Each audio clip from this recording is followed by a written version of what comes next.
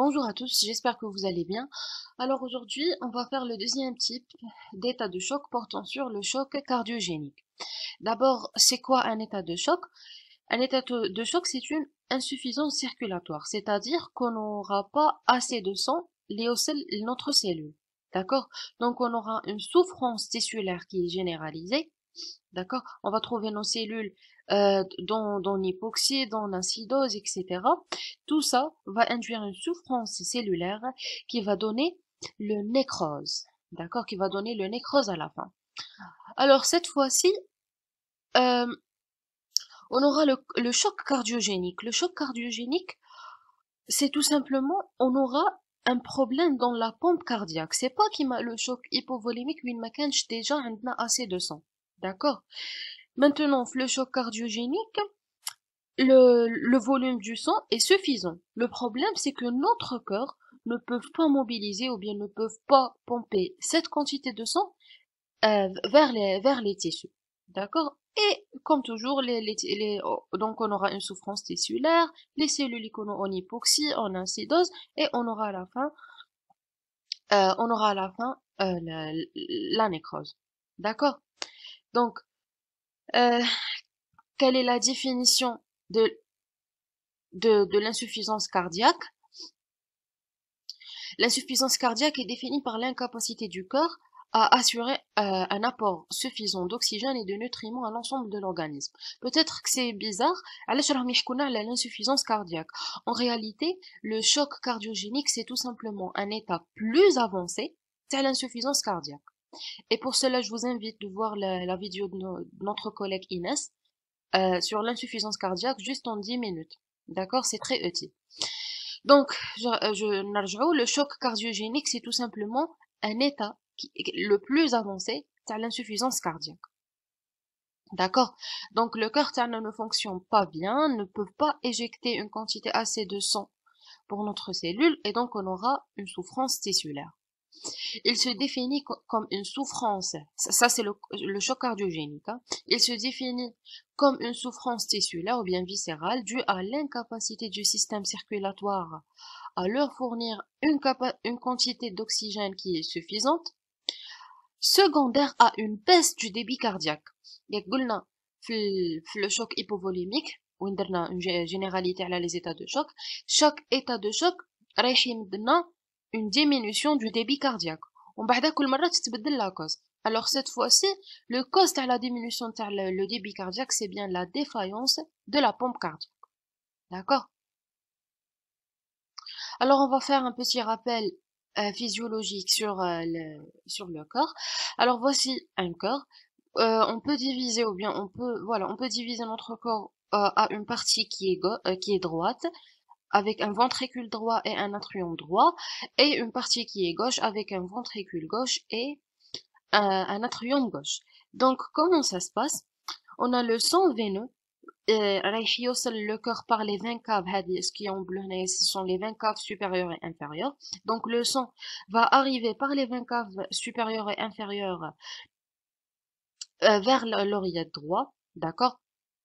En bas, il va passer de l'oreillette droit vers le ventricule droit en passant par la valve tricuspide, d'accord? Puis le sang va passer du ventricule droit vers l'artère pulmonaire, d'accord? En passant par la valve sigmoïde.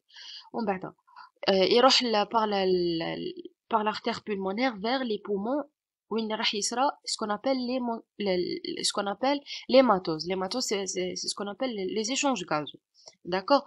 Donc qu'est-ce qu'on va faire? On va expirer le CO2 et on va inspirer l'oxygène. ومن بعد هذاك le sang oxygéné راح يعاود يرجع par les veines pulmonaires vers l'atrium gauche, on بعد من l'atrium gauche vers le ventricule gauche, en passant la valve, par la valve mitrale, d'accord? Après, le sang va passer du ventricule vers l'aorte, d'accord? C'est ça, à peu près qui fait foutre le sang, fait notre cœur. Et bien sûr, on aura les valves, on a la valve pulmonaire, aortique, mitrale et tricuspide. Alors, كيما قلنا من قبل قلنا بلي le choc cardiogénique رايح يسبب une diminution du débit cardiaque. Donc, لازم نعرفوا l'équation تاع le débit cardiaque. Déjà, le débit cardiaque, c'est quoi? C'est tout simplement ou bien le volume du sang éjecté par minute. D'accord? Donc, le débit cardiaque, c'est la fréquence cardiaque fois le volume d'éjection systolique. Alors, c'est quoi la fréquence cardiaque? C'est tout simplement le nombre de battements par minute. La fréquence cardiaque, généralement, يتحكم فيها le système nerveux autonome. Sachant que le système nerveux sympathique va accélérer la fréquence cardiaque et le système nerveux parasympathique va diminuer la fréquence cardiaque. D'accord? Maintenant, le volume d'éjection systolique, c'est quoi déjà le volume d'éjection systolique? C'est surtout le ventricule quand il va éjecter le sang vers le... Bon, il y a un volume télédiastolique, c'est le volume à la fin de la diastole. D'accord? Donc le ventricule va éjecter une grande partie dans l'aorte. D'accord? هذاك اللي éjecteur dans l'aorte هذاك هو le volume d'éjection systolique ويبقى لنا شويه هنايا c'est le volume télésystolique يعني le volume في la fin تاع la systole. D'accord? Alors هذا le volume d'éjection systolique يتحكموا فيه ثلاثه حوايج: la post-charge, la pré-charge et la contractilité. Alors on va commencer par la post-charge. La post-charge c'est quoi? La post-charge c'est tout simplement lorsque le sang passe du ventricule droit vers les artères pulmonaires et du ventricule gauche vers l'aorte respectivement, on aura une pression qui sera générée par ces artères. D'accord? Alors, avec la pression, elle va gêner le passage du sang. Donc, c'est une pression qui est générée par les artères. D'accord? Donc, le ventricule doit pomper le sang une pression اللي لازم تتغلب على la pression تاع les artères. D'accord? هذيك la pression اللي يديروها les artères هذيك هي la post-charge. D'accord? Très bien.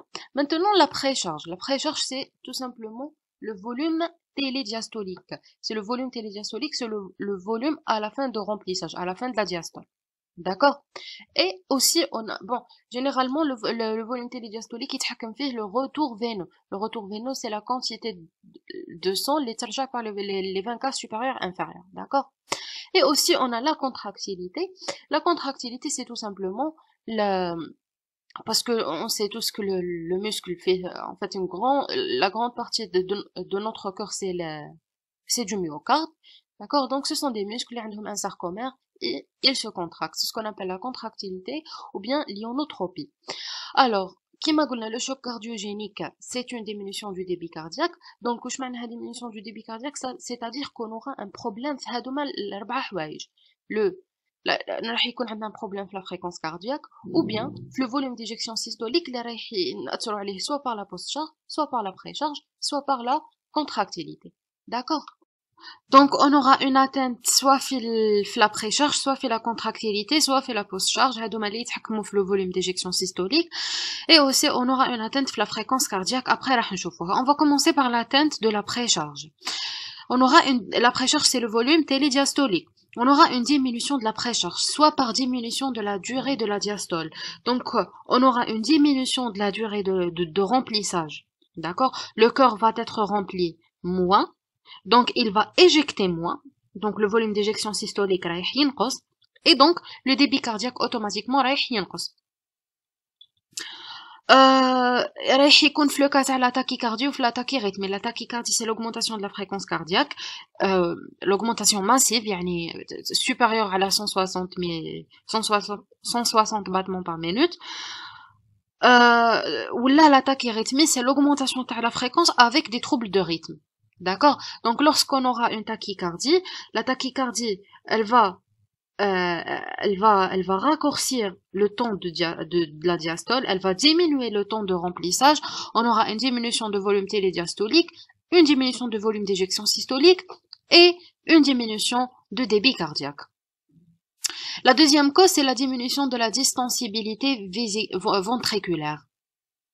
C'est-à-dire qu'on aura que la composition intrinsèque, la composition tissulaire de notre ventricule ne permet pas la dilatation du ventricule. D'accord? C'est le cas de l'ischémie. Lorsqu'on a une interruption brutale de le flux sanguin artériel dans le myocarde, le myocarde ne peuvent pas réaliser les fonctions de distension تاعو, il va diminuer le volume de remplissage. D'accord? Aussi, les cardiomyopathies, hypertrophiques, c'est-à-dire que lorsqu'on a une hypertrophie en dedans. D'accord? Donc, par exemple, voici, هذا اللي في النص, c'est le cœur normal. D'accord? هذا اللي في النص. Lorsqu'on aura une hypertrophie en dedans, يعني شتو هذا le noir, c'est l'hypertrophie. Donc هنايا qu'est-ce qu'on a? On a une réduction du volume تاع le ventricule تاعنا. D'accord?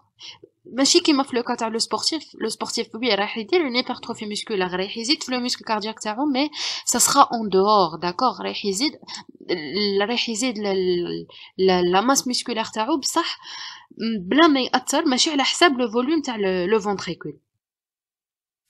Et pour qu'est-ce qu'on a? Les cardiomyopathies restrictives, c'est tout simplement les parois ventriculaires ternées ou non compliantes. Ils vont gêner le remplissage diastolique. D'accord? Aussi, on aura l'augmentation de la pression extrapariétale, c'est le cas de le tamponnade. C'est quoi le tamponnade? C'est tout simplement, on aura une accumulation du liquide ou bien de sang les sacs تاع les péricardes, تاع les deux feuillets تاع le péricarde. D'accord? C'est le sac qui enveloppe le corps. Alors ça va induire une incapacité de remplir le ventricule. On peut pas remplir notre ventricule bien comme il faut. Donc هادوما les trois mécanismes تاع la diminution de la précharge رايحين ينقصونا le volume d'éjection systolique et on aura une diminution du débit cardiaque. Maintenant, on va voir l'augmentation de la précharge. Bon, à certaines limites, l'augmentation de la précharge راح يكون عندها un effet positif على le débit cardiaque تاعنا, يعني راح تكون مليحة مفيدة etc. Mais à certaines limites, quand on dépasse les limites, le cœur تاعنا يتعمر بزاف بلو سون, يولي ماشي قادر حتى يجيكتي هذاك لو سون. D'accord? C'est ça l'augmentation de la précharge. Alors, on a bon, وقتاش زدنا la précharge, c'est le cas تاع l'incompétence valvulaire, c'est les insuffisances aortiques et mitrales. Alors, c'est quoi l'insuffisance aortique? L'insuffisance aortique, généralement, تصرالنا في la diastole. Donc, في la diastole, normalement, en réalité, la valve aortique ما تستغلقش bien.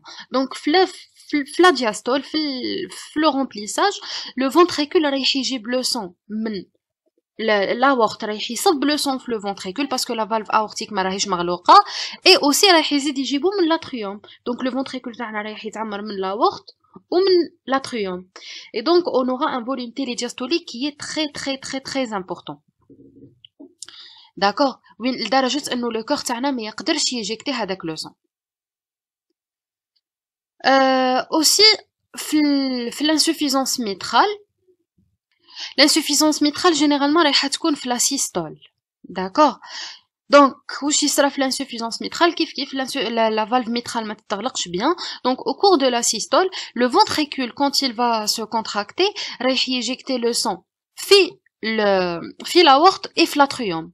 D'accord? Donc l'atrium هذاك رايح il va se dilater, يولي يهز بزاف لو سون, كي يهز بزاف لو سون رايح يبعث بزاف لو سون لو ventricule, le volume télédiastolique رايح يزيد, et donc le volume télédiastolique يزيد لدرجة انه le corps ما يقدرش يجيكتي هذاك لو سون. D'accord?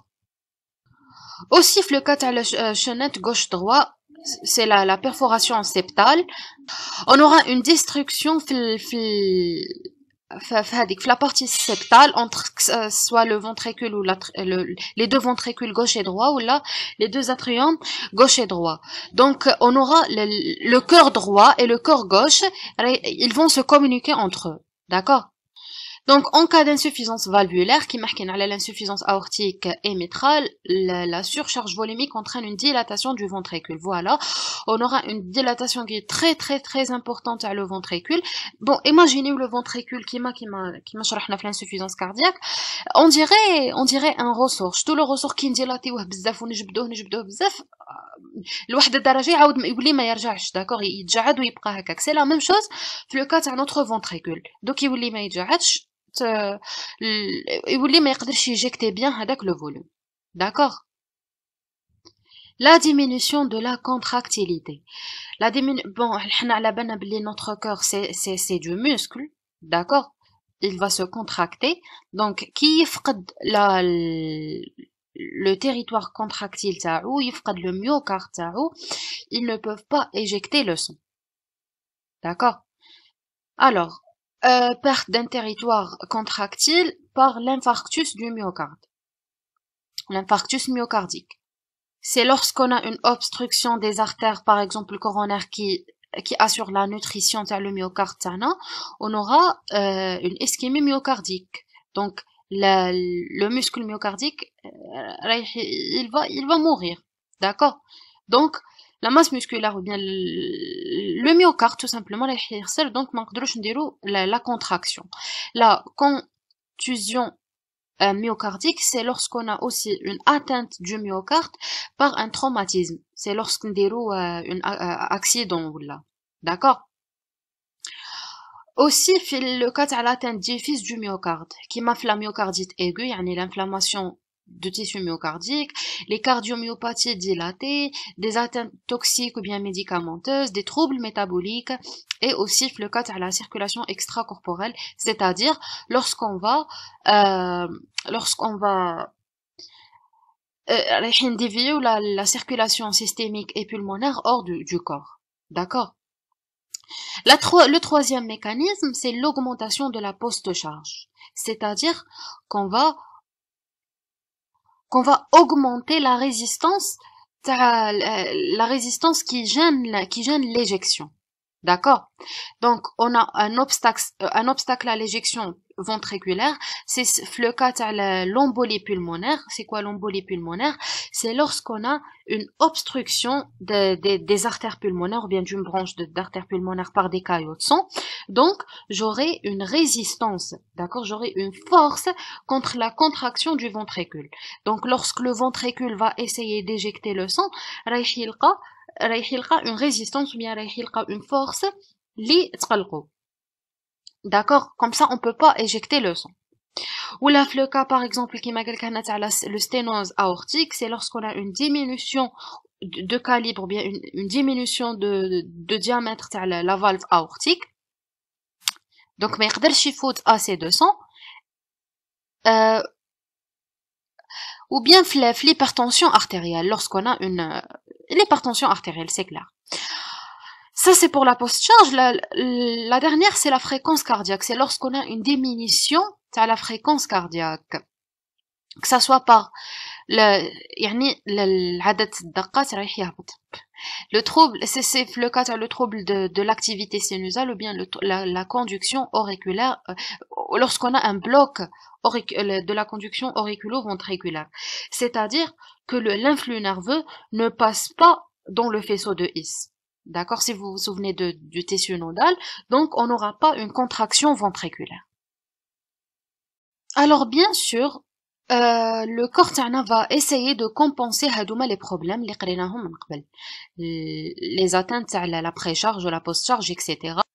C'est ce qu'on appelle les mécanismes compensateurs. Donc, on a le système nerveux autonome et on a le système rénine-angiotensine-aldostérone. On va commencer par le système nerveux autonome. Donc, lorsqu'on a une chute de la pression artérielle, on va stimuler le système nerveux sympathique. Le système nerveux sympathique, on aura stimulation du système sympathique et libération du noradrénaline. On sait tous que l'adrénaline, la noradrénaline sont des puissants vasoconstricteurs. Donc, on aura, ils vont induire une vasoconstriction et l'augmentation de la pression artérielle. On aura aussi le système nerveux, et qu'à la base, le système nerveux sympathique, il va augmenter la fréquence cardiaque. D'accord, il va augmenter la fréquence cardiaque. Très bien. Maintenant, le système rénine-angiotensine-aldostérone. Généralement, le rôle du système rénine-angiotensine-aldostérone, c'est d'augmenter la volémie. D'accord, on va augmenter la volémie, et quand on va augmenter la volémie, on va augmenter la pression artérielle. Donc, on aura une baisse de tension artérielle. Attention, toujours la baisse de tension artérielle, elle est due parce que ماشي ما عندناش assez de sang, parce que le corps تاعنا ne fonctionne pas bien. D'accord? Donc on aura une baisse de tension artérielle. La baisse de tension artérielle, surtout bien l'artère afférente à le rein, on aura aussi le rein, qu'est-ce qu'il va induire? Il va induire une stimulation les cellules juxtaglomérulaires. Les cellules juxtaglomérulaires, ils vont sécréter quoi? Ils vont sécréter ce qu'on appelle la rénine. La rénine va transformer l'angiotensinogène qui est sécrété par le foie en angiotensine 1. L'angiotensine 1 va par une enzyme de conversion va être transformée en angiotensine 2. L'angiotensine 2, c'est le plus puissant vasoconstricteur de notre organisme. D'accord? Donc, il va induire une vasoconstriction. Aussi, l'angiotensine 2 va stimuler la sécrétion d'aldostérone. D'accord? Il va stimuler la sécrétion d'aldostérone par la couche glomérulée de la cortico-surrénale. On aura une... l'aldostérone, qu'est-ce qu'il va faire? Il va agir sur les différents tubes de néphrons. Il va exprimer des canaux de réabsorption de Na+. On va faire une rétention de Na+. Et bien sûr, qui يدخل le Na+, راح يدخل معاه l'eau. D'accord? Aussi, on aura une... qu'est-ce qu'on a aussi? Il va aussi, par exemple, stimuler la sécrétion de l'ADH. L'ADH va exprimer les aquaporines. Les aquaporines 2, et les aquaporines vont assurer la réabsorption de Na+, etc. D'accord? Pour les conséquences de choc cardiogénique, de choc cardiogénique, on aura premièrement le métabolisme en anaérobiose. C'est-à-dire que, pourquoi? Parce que tout simplement, on n'a pas assez de sang lié aux tissus ternants, on n'a pas assez d'oxygène lié aux cellules ternants. Donc, l'organisme, qu'est-ce qu'il va faire? Il va utiliser le métabolisme en anaérobiose par production de lactate. Donc, on aura après un acidose métabolique, d'accord? Bien sûr, l'élévation des médiateurs de l'inflammation, un dysfonctionnement cardio-respiratoire et un dysfonction rénale. Parce que la perfusion presque ficalement les organes. D'accord? Très bien. On va voir les manifestations cliniques. Pour les signes cardiovasculaires, on aura une hypotension artérielle. C'est clair parce que on n'a pas assez de sang. Et je répète, mais c'est parce que le sang parce que le corps ne peut pas éjecter le sang. Donc on aura une tension qui est la pression artérielle systolique inférieure à la 90 mm de mercure. On aura une tachycardie et généralement les poules ou les bruits يكونوا هكا petits ou ضعاف. Parce que tout simplement, on a une baisse de la contractilité. D'accord? Aussi, on aura l'élévation des pressions de remplissage. C'est ce qu'on appelle la turgescence des jugulaires et le reflux hépatogégulaire. C'est quoi ça? Alors, il y a une défaillance le corps terne. Le corps terne ne peut pas pomper le sang. Donc, le sang va le ventricule. Après cycle, le ventricule va يتعمر. ومن بعد كي يتعمر لو فونتريكول رايح يزيد يتعمر لاتريوم كي يزيد يتعمر لاتريوم رايحين نوصلوا لي 20 كاف supérieur et inférieur. Alors نبداو بلا 20 كاف supérieur. La 20 cave supérieure juste فوقها راح نلقاو la veine jugulaire. Donc يتعمر le ventricule, تتعمر l'atrium, يزيد يتعمر la 20 cave وتزيد تتعمر la veine jugulaire. C'est ce qu'on appelle la turgescence jugulaire, c'est-à-dire qu'on aura un gonflement في l'artère jugulaire lors de l'inspiration. D'accord? Un gonflement qui est visible. D'accord? Pour le reflux hépatogégulaire, c'est lorsqu'on a, bien sûr, lorsqu'on a le ventricule يتعمر, l'atrium يتعمر, la veine cave inférieure, cette fois-ci, هي اللي تتعمر. Comme vous voyez, la veine cave, elle est en contact direct avec le foie. D'accord? Donc, تتعمر la veine cave inférieure يزيد يتعمر le foie تاني بالدم. كي يتعمر le foie بالدم, donc juste حنايا هكا نعبزوا على le foie تاعنا راح يصرى le reflux. يعني راح يطلع le sang من le foie parce que راه معمر بزاف بلو sang, راح يطلع من le foie la veine cave supérieure et la veine cave inférieure. Parce que même l'atrium راه معمر بالدم. D'accord? Donc généralement les organes كامل راح يتعمروا بالدم. D'accord? On va voir après la même chose les poumons. C'est l'œdème pulmonaire aigu. D'accord? On aura une hypoperfusion périphérique et une hypoperfusion cérébrale. L'hypoperfusion périphérique, c'est-à-dire cutanée beaucoup plus. On aura les extrémités froides, des cyanoses, bleus, d'accord? Des marbrures, c'est-à-dire qu'on va voir des taches violet qui marquent la peau, etc. L'hypoperfusion cérébrale, bien sûr, mais ça, je suis bien le son. Le cerveau, donc on aura des signes neurologiques tels que les agitations, les confusions. On aura une hypoperfusion rénale avec une oligurie ou bien anurie, c'est-à-dire lorsqu'on a la diminution du débit cardiaque, le débit de la filtration glomérulaire, donc on n'a pas عندناش بزاف les urines, c'est ce qu'on appelle l'oligurie, ou bien يقدروا حتى يوليو ما كانش خلاص les urines. D'accord? L'hypoperfusion digestive avec une distension abdominale, les surcharges hydrosodées, les odèmes, parce que la stimulation de le système rénine-angiotensine aldostérone, des surcharges aussi pulmonaires. C'est le cas de l'odème pulmonaire aigu. Alors le mécanisme de l'odème pulmonaire aigu, c'est presque la même chose qui m'a le reflux hépato-jugulaire. Alors, donc, voici notre ventricule. Le ventricule ne fonctionne, le cœur ne fonctionne pas bien. On aura une augmentation de volume de sang dans le ventricule. Cycle après cycle, il يتعمر le ventricule. يزيد يتعمر l'atrium. يزيد يتعمروا les veines pulmonaires. Qui يتعمروا les veines pulmonaires, رايح يروح vers les poumons, on aura une augmentation de la pression hydrostatique au niveau des veines. La pression hydrostatique, c'est la pression qui va être exercée là les parois vasculaires. D'accord? Donc, quitte à augmenter la pression hydrostatique, qu'est-ce qu'on aura? On aura la migration du plasma vers le milieu interstitiel ou bien vers les alvéoles. Donc, هذه هي l'œdème pulmonaire aigu. D'accord? Pour les examens complémentaires, ce sont les différents examens les رايحين نديروهم باش نعرفوا بلي عندنا choc cardiogénique. Premièrement, c'est pour l'exploration hémodynamique, on aura une baisse de la tension artérielle systolique parce que ما عندناش assez de sang في les vaisseaux, ما عندناش assez de volume في les vaisseaux, رايحة تكون inférieure à la 90 mm de mercure. Le baisse du débit cardiaque et de l'index cardiaque. Bon, c'est quoi l'index cardiaque? C'est tout simplement le débit cardiaque exprimé par surface corporelle. D'accord? C'est-à-dire qu'on aura le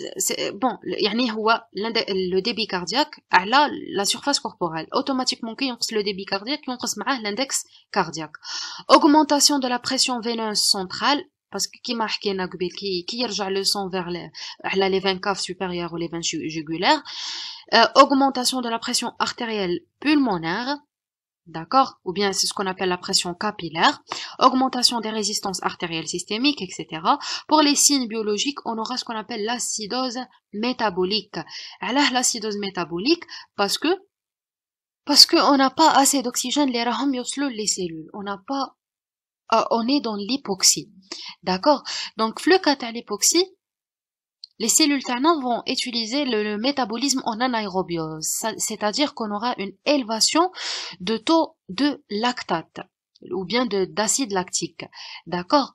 Donc, l'acidose métabolique, qui ينقص la concentration de le bicarbonate. Le bicarbonate, qu'est-ce qu'il va faire? Il va tamponner avec l'acidité de le lactate. D'accord? Voilà, il va tamponner. Et donc, on tombe sur l'acidose métabolique. On a l'élévation du ton artériel de lactate. Voilà, par le métabolisme en anaérobiose, l'augmentation des enzymes cardiaques, la troponine, etc., surtout dans l'infarctus du myocarde, l'augmentation du BMP, ou bien les facteurs natriurétiques. C'est où on a la libération des facteurs natriurétiques, c'est lorsqu'on a une dilatation des ventricules. Parce que les ventricules, bleu sang, on aura la libération des facteurs natriurétiques qui vont vider le ventricule de l'eau. Ils vont éliminer le Na+, et éliminer l'eau. D'accord? On va faire aussi une radiographie du thorax. On va voir des signes d'œdème pulmonaire. Le CG, on va voir les signes d'infarctus et de troubles de rythme de conduction. L'échographie, on aura des signes aussi d'infarctus du myocarde, etc. Des lésions des valvulaires, le tamponnade. هادو كاملين شرحناهم. Alors, on va voir un peu de l'étiologie. L'étiologie, bon, on a des origines qui sont myocardiques et des origines qui sont non myocardiques. Les myocardiques, c'est-à-dire qu'on aura une atteinte le muscle cardiaque. D'accord? Non myocardique, رايحين يكونوا hors le muscle, que ça soit les valves ou les poumons ou le tissu nodal, etc. D'accord?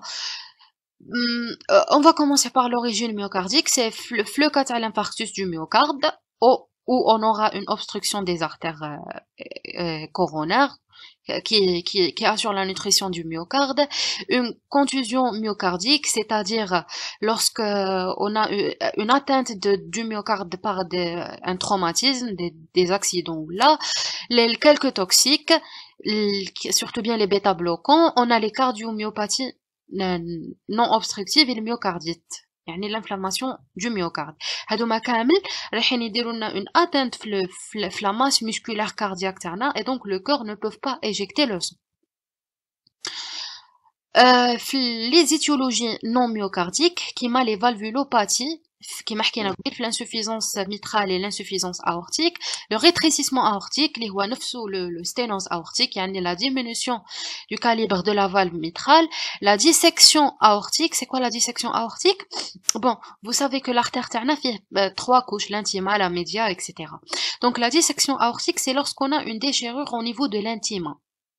Donc le sang رايح يفوت على هذيك la déchirure ورايح يبدا يمشي entre l'intima et la média. D'accord, c'est ça la dissection aortique. L'embolie pulmonaire. L'embolie pulmonaire, c'est lorsqu'on a une obstruction les artères, ou bien les capillaires pulmonaires, le tamponnade, le thrombose, les dysfonctions de la valve mécanique. On aura aussi des troubles de rythme, bien de conduction, où l'influx nerveux ne passe pas bien, donc la contraction matsarach, et bien sûr l'hypothyroïdie et l'hypothermie profonde. En fait, ce sont des mécanismes qui sont rares, des étiologies qui sont rares. Vous savez que l'hypothyroïdie, presque toutes les fonctions de l'organisme vont être ralenties. Conclusion. Donc, la conclusion, la connaissance des mécanismes physiopathologiques qui réagissent au choc cardiogénique est primordiale parce qu'on ne peut pas traiter un choc, les services de réanimation, etc., sans connaître les mécanismes physiopathologiques. D'accord? Bon, gardez le taux de mortalité, le choc cardiogénique, il est entre 90%, 70%, et 80%. D'accord? Voilà, j'espère que c'était utile pour vous. On arrivera à la fin de notre cours. Excellent courage et wafaqana Allah lima yuhibbuhu wa yardah.